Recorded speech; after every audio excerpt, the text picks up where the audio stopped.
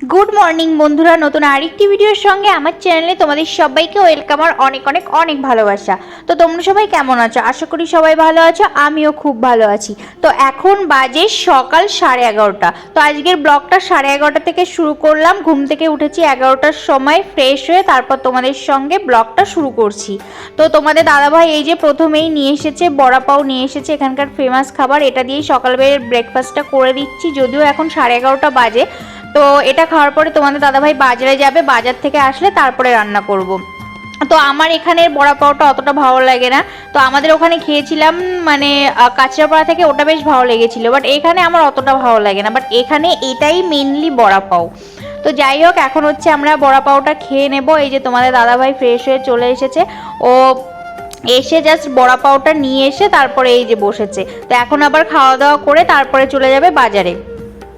তো দেখো বাজার থেকে চলে এসেছে, বাজার থেকে চলো কি কি নিয়ে এসেছে সেটা তোমাদের সঙ্গে শেয়ার করি। তো প্রথমে এই যে এখানে টাটকা টাটকা পালং শাক এনেছে, আর হচ্ছে এখানে এনেছে হচ্ছে টমেটো। তো দেখতে পাচ্ছ এখানে টমেটো হচ্ছে, আর তোমাদের তো বলেছিলাম এখানকার টমেটোগুলো কেমন একটা লম্বা লম্বা, পুরো গোল না। আর এখানে এনেছে বেগুন, সেই আসার পর থেকে মানে বেগুন খুঁজছি, মার্কেটে পাচ্ছিলামই না। তোমাদের দাদাভাইকে শুধু বলতাম যে বাজারে গেলে বেগুন আনবে। এমনিতে তোমাদের দাদাভাই বেগুন খায় না, বাট আমার একটু ভাজা ভালো লাগে। তো এখানে বেগুন আছে একদম ছোট ছোট, মানে কি বলবো, ভীষণ ছোট ছোট বেগুন। তো ওগুলো বেশ ভালো লাগে না। তো আর নিয়ে এসেছে একটা ফুলকপি, আর এখানে এনেছে এই যে আপেল নিয়ে এসেছে, আর এনেছে কমলা লেবু। আর চলো কি এনেছে এই প্যাকেটের মধ্যে কি আছে সেটা তোমাদেরকে বলি। তো দেখো এর মধ্যে আছে একদম ছোট ছোট সিম আছে, মানে এটাকে কি বলে বেশ আমাদের ওখানে বেশ বলে, মানে এই সিমগুলো বেশি খেতে ভালো লাগে। আর আছে কাঁচা লঙ্কা, আর হচ্ছে আছে এখানে দেখতে পাচ্ছ কুল এনেছে, আপেল কুল বলি আমাদের ওখানে, এর থেকে একটু বড় বড় হয় সেগুলোকে বলি নারকেল কুল। আর এইগুলো যেহেতু ছোট ছোট আপেলের মতো দেখতে, তো এটাকে বলা হচ্ছে আপেল কুল। তো ভীষণ মিষ্টি ছিল খেতে, দারুণ লেগেছিল খেতে। তো চলো এরপরে চলে যাব রান্না করতে, কারণ রান্না করতে হবে, প্রায় 12টা বেজে গেছে। আর এখন এই যে আমি মাছ এনেছিল, মাছটা তোমাদের দেখানো হয়নি, দেখতে পাচ্ছ একটা মাছ এনেছিল। তো সেটা হচ্ছে আজকে তোমাদের দাদাভাইকে বলেছি কেটে আনতে, কারণ আগের দিন কাটতে গিয়ে মানে ভীষণ খারাপ অবস্থা হয়ে গেছিলো। যদিও তোমাদের দাদাভাই কেটে দিয়েছিল, ওই জন্য আজকে বলেছিলাম যে কাটিয়ে নিয়ে আসতে। তো এই যে মাছ নিয়ে চলে এসেছে। তো এখন হচ্ছে আমি মাছটা ভালো করে ধুয়ে পরিষ্কার করে এখন হচ্ছে নুন হলুদ মাখিয়ে নিচ্ছি। প্রথমে মাছটা ভেজে নেব, তারপরে হচ্ছে আমি মাছটা ভাজতে দিয়ে সবজি কেটে নেব। তো কি রান্না করব না করব সেটা তোমাদের সঙ্গে পরে শেয়ার করছি, আগে মাছগুলো ভেজে নিই তারপর।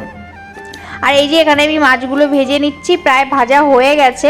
আর আজকে না মাছে অনেকটা ডিম বেরিয়েছে, আর এমনিতে মাছের ডিম হলে খেতে ভালো লাগে না। আর মাছের ডিম তো আমি একদমই পছন্দ করি না, শুধু এই মাছ না, আমি যে কোনো মাছের ডিম খাই না। তো এই যে এই মাছগুলো আমি এখন ভেজে নিচ্ছি, আর মাছের ডিমটা আমি সবার শেষে ভাজবো।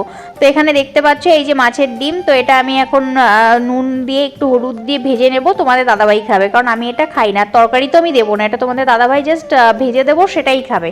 কারণ তরকারিতেও দিলেও আমার কেমন একটা গন্ধ লাগে। তো যাই হোক এটা ভেজে নেব। আর দেখো এখানে আমি পালং শাক কেটে একদম ধুয়ে রেখেছি, আর একদম টাটকা টাটকা পালং শাক, কি বলবো, ভীষণই ভালো ছিল, আর খেতেও ভীষণ ভালো হয়েছিল। একদম আজকেই তুলে নিয়ে এসেছে। আর এখানে আমি এই যে আলু একটু ভেজে তারপরে জল দিয়ে লঙ্কা হলুদ দিয়ে দিয়েছি। আর এখানে এই যে দেখতে পাচ্ছ আমার প্রায় রেডি হয়ে গেছে। আর পালং শাকের তরকারি তো, তার জন্য তেমন একটা ঝোল রাখবো না, একদম গামাখা গামাখা করব। তো প্রায় ঝোলটা শুকিয়েই এসেছে, এবার নামিয়ে নেব। আর রান্না করছি হচ্ছে এখানে দেখতে পাচ্ছ টমেটো এনেছিল, টমেটো দিয়ে সর্ষে ফোড়ন আর লঙ্কা ফোড়ন দিয়ে শুকনো শুকনো করে টমেটো রান্না করব ঝাল ঝাল করে। তো এটা খেতে আমার ভীষণ ভালো লাগে, আর এটা তোমাদের দাদাভাইয়েরও পছন্দের। তো যাই হোক এখন হচ্ছে সন্ধ্যা 7টা বাজে, তোমাদের দাদাভাই রুমে এসেছে, আর এখানে নিয়ে এসেছে দেখতে পাচ্ছ। তো যেমন চিলি চিকেন হয়, সেখানে এটা নিয়ে এসেছে প্রন চিলি। তো এটা হচ্ছে চিংড়ি মাছ দিয়ে বানিয়েছে, বুঝতেই পারছো। তো এটাও খেতে ভীষণ ভালো ছিল। আর এখন বাজে রাত 9টা।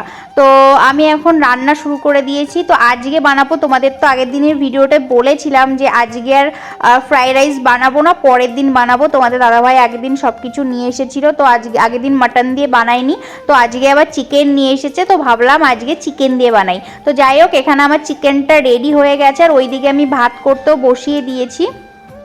আর এখন আমি চিকেনটা নামিয়ে নেব। তো এইবার হচ্ছে আমি ফ্রাইড রাইসটা বানিয়ে নেব। তো দেখতে পাচ্ছ এখানে কিন্তু আমি সব কিছু ভেজে যেমন বিনস, গাজর, তারপরে কাজু কিশমিশ সব কিছু ভেজে আমি ভাতটার মধ্যে দিয়ে দিয়েছি।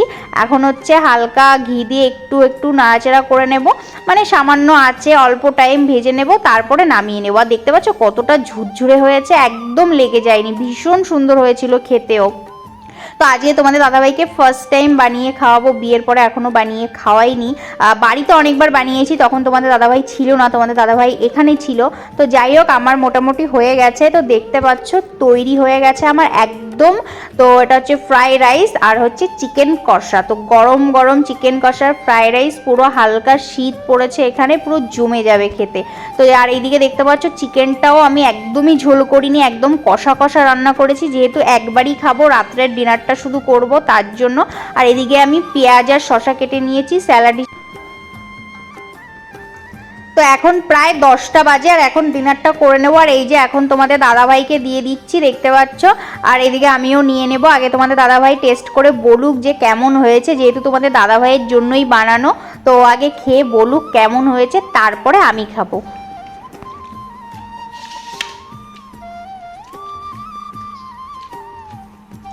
কেমন হয়েছে? খুব ভালো হয়েছে। তো বন্ধুরা ফার্স্ট টাইম তোমাদের দাদাভাইকে খাওয়াচ্ছি চিকেন কষা আর হচ্ছে ফ্রাইড রাইস।